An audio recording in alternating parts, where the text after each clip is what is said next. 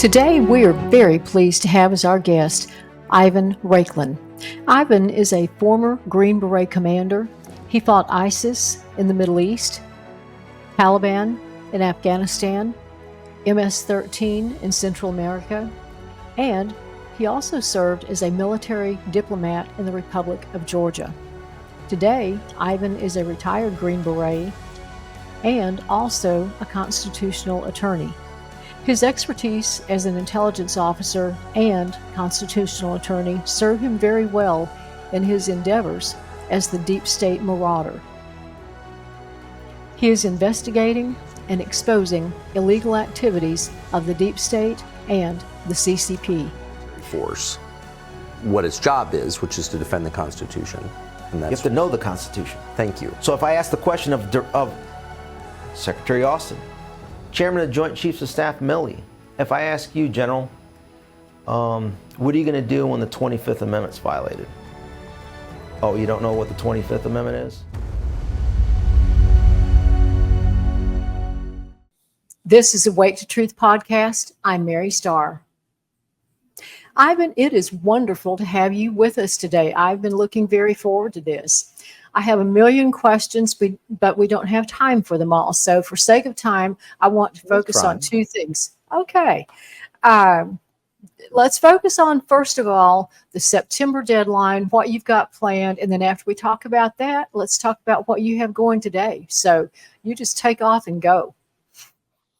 Yeah, so speaking of the September 3rd deadline, I mean, I think at this point, most people that are on X and maybe some of the other social media platforms that allow for free speech realize that September 3rd is probably the ideal date, not probably, is the ideal date for Elon Musk to work with Ken Paxton, the Attorney General of Texas, on what I call the mother of all Twitter files release.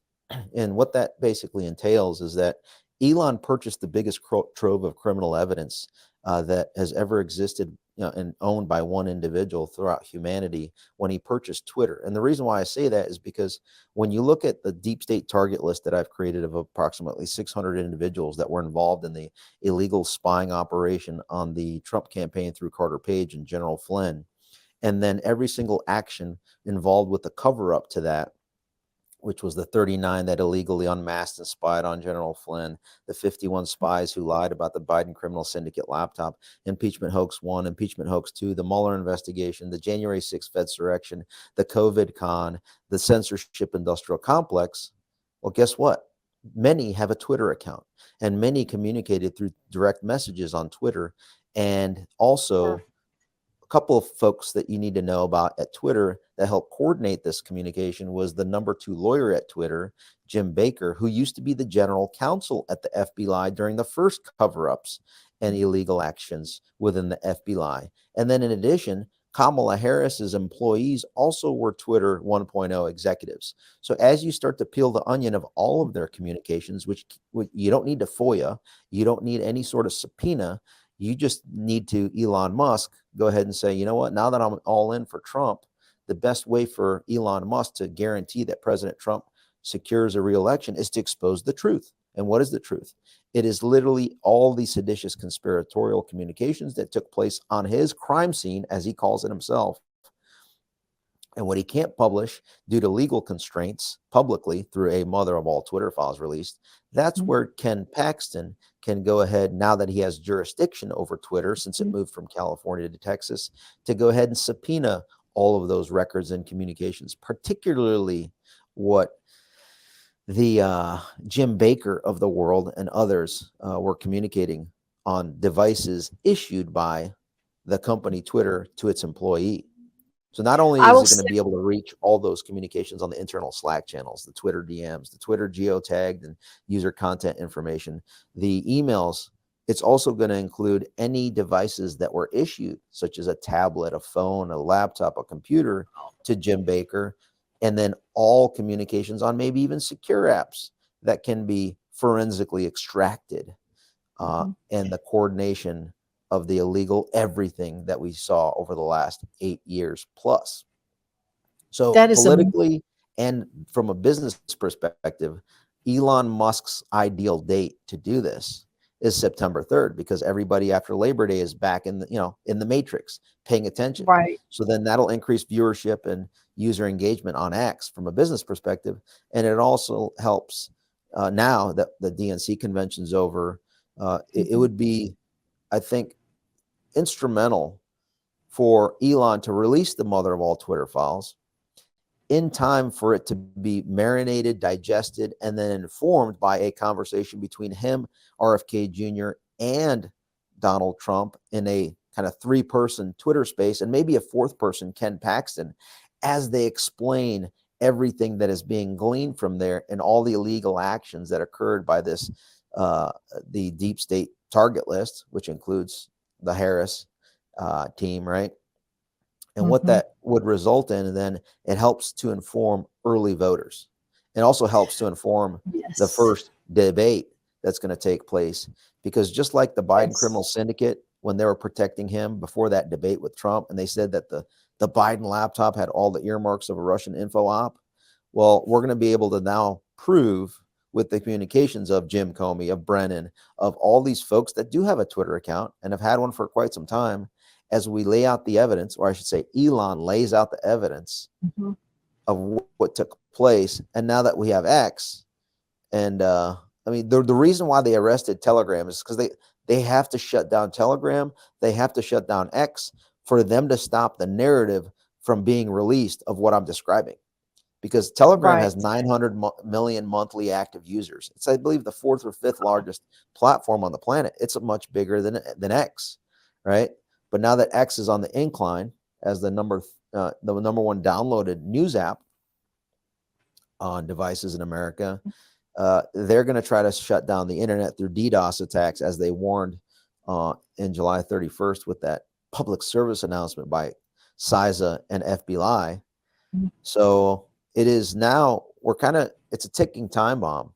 So either Elon, if he doesn't release it right around September 3rd, which is the ideal date, or maybe even sooner at this point, I suspect that Elon Musk is going to be taken off the battlefield. His fastest path to safety is to release all the criminal evidence, so that maximum amount of pressure is applied to the Alexander Vindmans of the world, the Jamie Ratskins of the world, and his wife, Sarah.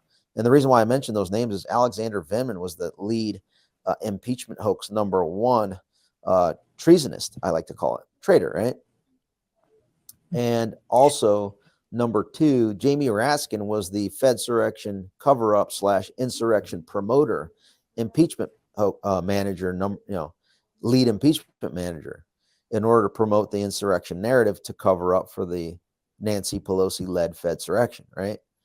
So there's a lot to unpackage there. I get it, but bottom line, that's why September 3rd is key and crucial, because that's an inflection point where America needs to be educated through the #1 free speech platform, X. And if Elon's serious about free speech, and he's serious about building that platform into the world's most influential free speech platform, the way to do that is to protect himself by releasing the criminal evidence, to educate the rest of the nation and the world of what just occurred to us, so that we go from what I like to call TDS to TRS, meaning from Trump derangement syndrome to Trump reinstatement syndrome. Right. And I'm just going to say it. I can think of no better AG than Ken Paxton to be involved in this. I'm a fan. He has done a great job at our state. So just, kudos Yes, he has. He's the to best AG we Ken. have right now. Yeah. Yeah, keep in mind, he's the one that slayed the Bush Cheney syndicate that tried to work with the Democrats to impeach him. So he's on the offense now.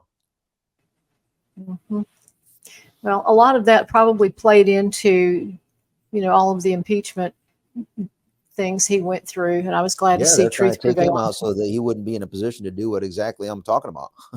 Right. So way to go, AG Ken Paxton from the great state of Texas.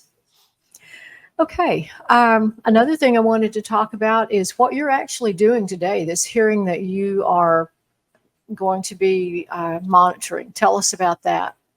Yeah, absolutely. So Dan Bongino is currently in the other room, just like a couple doors down, is hosting his podcast from 10 to noon Eastern Standard Time.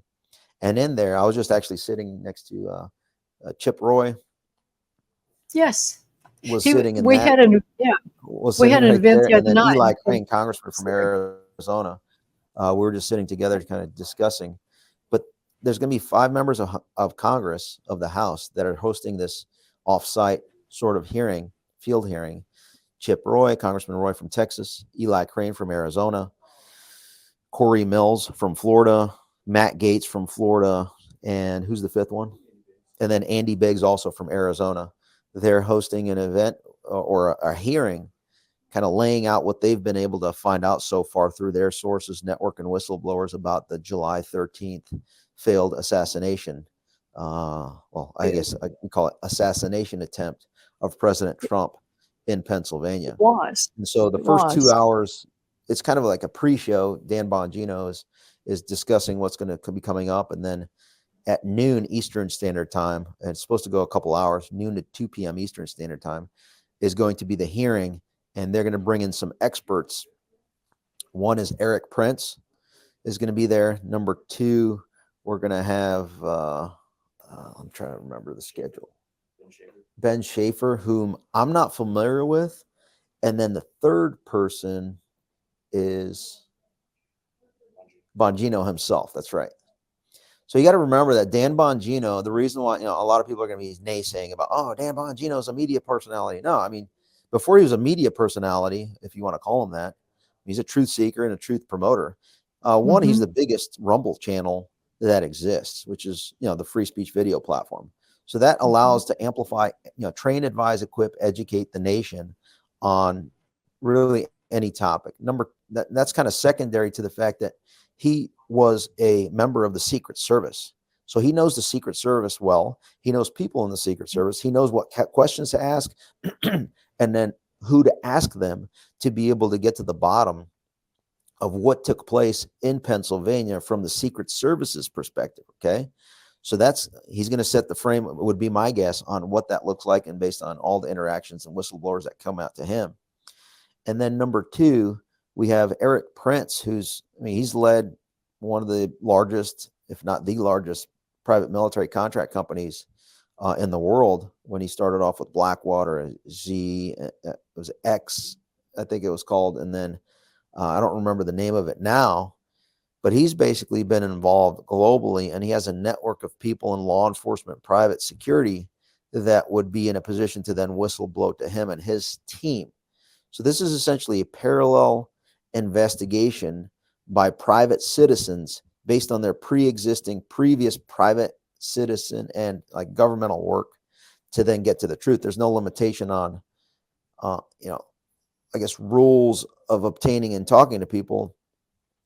I get it that they don't have subpoena power, but it is another vector of investigation that gives them the freedom and flexibility to put something together in short order as a check on a potentially corrupt investigation, or maybe even some people would say likely corrupt investigation that is currently taking place by the FBI's Christopher Ray Epps, I like to pronounce his name, and then the Secret Service, whoever replaced Cheadle, she was the patsy, or like the fall girl, if you will, for the debacle in Pennsylvania. And what my only concern is that what may be missing in any of these investigations, and maybe they'll address it today, is the international and foreign nexus to it. So what really needs to be looked at is what's his name, Crooks, the actual shooter, and his devices, his communications, his pattern of life, his activities in the run up to that particular shooting. And I suspect that that's going to expose the real organization, individuals behind that particular assassination attempt. So I'm not sure how to go about that, but that's something, we have a corrupt investigative team as evidenced by their lawless activity over the last several years. I'm talking about FBI and then the Secret Service. They're just there to make sure that there's a cover up for any transgressions that they participated in, just like the January 6th Fedsurrection. At the lower level, it was marred with mistakes and negligence, but at the higher levels, it was an intentional, deliberate, breach of the Capitol, as we're finding Mhm. out. And Sure. I'm sure in the next couple of weeks, you're going to see more movement from that particular committee in the House, the subcommittee on oversight for House admin, chaired by Barry Loudermilk. I think they're going to move towards nullifying the January 6th committee report and kind of rendering it a complete lie, fabrication. Yes, they Anyway, I went should. on a little tangent. Needless That's to say, okay. kind of to summarize, I'm here at Heritage. Dan Bongino's in the other room interviewing these members of Congress. And I would suspect that there's going to be a lot of visibility and insight on what happened in Pennsylvania to kind of remind folks that it is our own government that is at a minimum covering up its complicity in lawlessness, to include potentially the attempted assassination of a presidential candidate and a president of the United States, Donald Trump. So, what happens if the people that are being questioned today dodge the questions, as we saw we saw the um, Well, no, I Secret mean, Service? I would say that that's not really likely, because the panelists that are going to be doing the questions are five members of Congress. I mean, let's take a look at each one. Eli Crane, Congressman Crane, freshman congressman, former Navy SEAL. He kind of knows about trajectory, ballistics, sniper, right? So he's going to give the insight from that perspective. He was told that he would not be on that task force that was created by Mike Johnson, because that task force was created based on political expediency, right? And helping their little cronies out, not based on subject matter expertise or knowledge of events like that. And that's number one. You got Corey Mills, same thing, right? Combat vet, that's going to give his perspective in the questioning. Number three, Chip Roy, you know him better than I do, Texan. Number four, Andy Biggs, an attorney, obviously is going to give a perspective from there. And then number five, again, who am I missing? Matt Gaetz. So Matt Gaetz serves on, Corey and Matt Gaetz serve on the Armed Services Committee and on the subcommittee in the Armed Services Committee known as Personnel and Readiness. So I guess from that perspective, and Gates and the rest of them have really been at the forefront of leaning forward. In the absence of leadership, when you would expect a speaker, you would expect the Homeland Security Committee, you would expect the chairman of Judiciary, right, to go ahead and lean forward and really start hearings immediately to expose all this. While that is not occurring or may occur somewhere down the road, you have leaders in Congress, such as these five members of Congress, that are saying, you know what, we're not going to wait for someone to hold an official hearing in the House. We're going to expend our own, time and energy to do what they can maximally within their authority to go ahead and shine a light, expose, and create a motivating force for those that are in Congress and leadership positions to feel the pressure of the public for them to hold hearings. Because at the end of the day, this is going to force the next push for scrutiny and investigation of what occurred on July 13th. And, they're leaders in their own right. And then on the flip side, the actual witnesses are Dan Bongino, right? This guy Schaefer, which I'm not very familiar with. And then number three is Eric Prince. This is a friendly audience that is going to essentially say, hey, here are our findings. So they're not going to skirt anything, in my opinion. They have no reason to. Right. So, what would you say is a timeline for the next step forward after today? That's a good question. I can give you my initial thoughts. I haven't really thought substantively about it. I would say that the next steps are going to require, we need to continue to fight for our free speech, right? Telegram was Yes. just taken. The CEO of Telegram, Pavel Durov, which is, again, 900 million monthly active users. It's larger than Twitter globally. Okay. I get it. Twitter is bigger and more influential in America.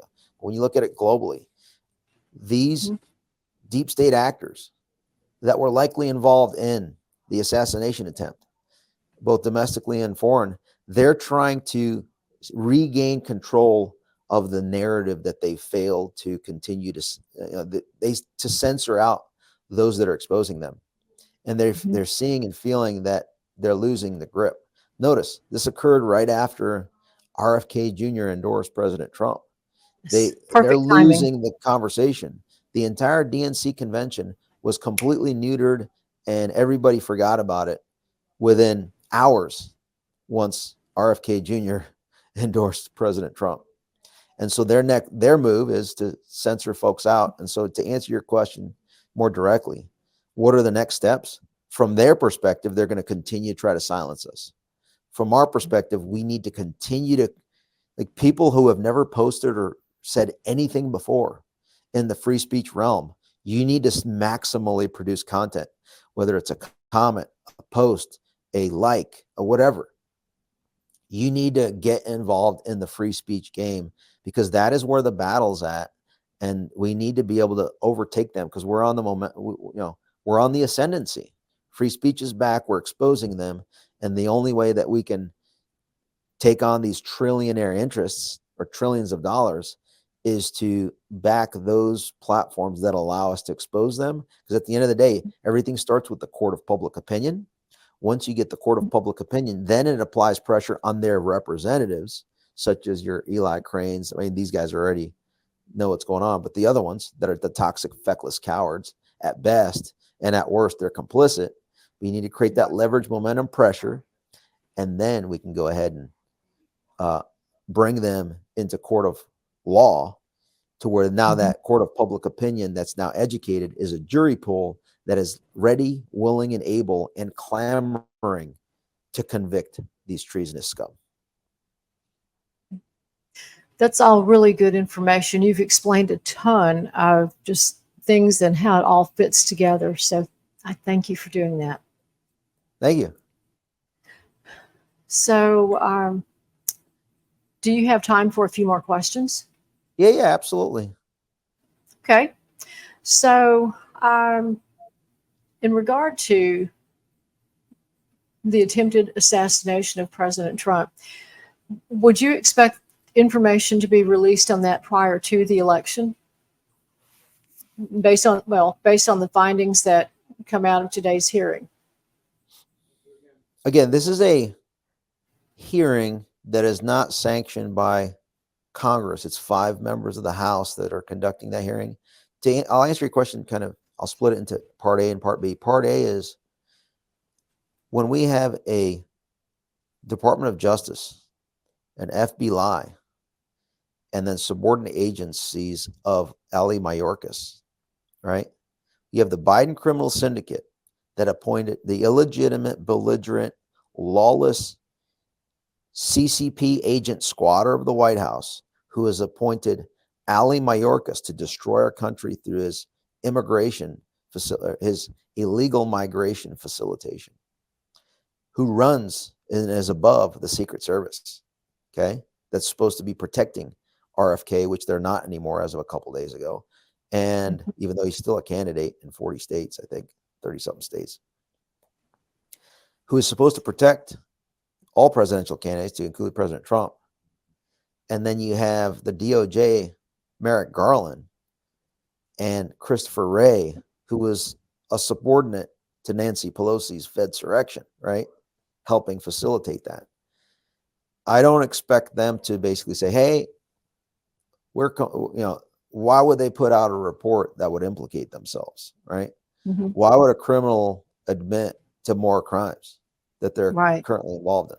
So from the governmental standpoint, or the illegitimate government standpoint, I would expect nothing to improve. I think that it only gets worse of what they're going to do.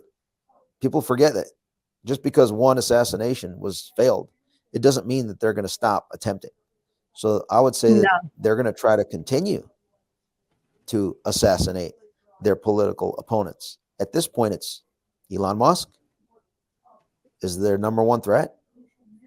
Ken Paxton is their number 2 threat.